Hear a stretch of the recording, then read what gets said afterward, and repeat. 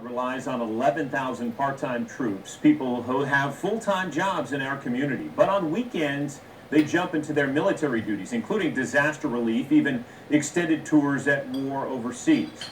We turned out to WBIR 10 News anchor Mary Scott for a closer look at an outreach effort by the Guard targeting bosses from the civilian world. There are some military experiences that as civilians we may never get to try. Like flying in one of these Blackhawk helicopters. But the first of the 230th let me and about a dozen other community members fly with them. I'm a helicopter pilot by training, so I'm excited to go up in the Blackhawk right now. Sounds like a lot of fun to me. Jimmy Stone flies helicopters as a hobby, but none this advanced. Ever been in a Blackhawk before? Never been in a Blackhawk before. As the director of operations at Oak Ridge National Lab, he employs National Guard troops. That's why the Guard chose Stone and other employers from the civilian world for what's called a boss lift. I think it's important that we support our military folks as they're doing things to see how they do their jobs. Departure frequency 118.0. This helicopter assault battalion out of McGee Tyson transitioned 8 months ago from small attack choppers to these. Other 5 Pop Delta, are you ready to go?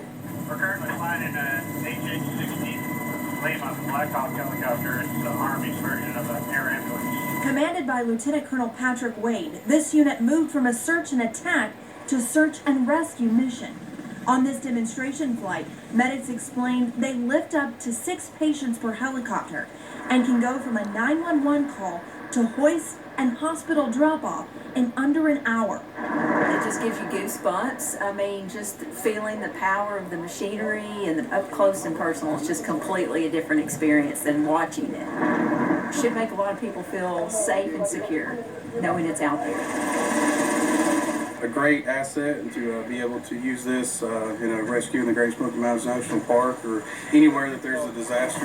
This Blackhawk unit already made 4 rescues in 4 months in the Smokies and used its lift system to haul in water to put out a wildfire. Just to let them know what their employees do when they're wearing this uniform, and it helps everybody have a better understanding of what the requirements are and what they actually do during the weekend. Serving at home and overseas if called, with skills that impress fellow pilots. They're just incredible pilots that they can do. Lots of hours and lots of experience. A day in the life of a soldier that Stone says gives him a deeper appreciation for what his employees do when they're not at their day job. Yeah, I thought that was awesome. It's neat to be able to fly with folks who really put their life on the lines every day for us. Mary Scott, WBIR 10 News. They are professionals. Volunteers from the employer support of the Guard and Reserve organized that event. Coming up next week, we're going to take a deeper look into the rescues made by the 1st of the 230th. We'll explain their transition to those new duties and why they feel that medical mission will certainly benefit the state. Fascinating look at what they do in the skies over East Tennessee. Todd's going to update us on the weather in the skies over East Tennessee.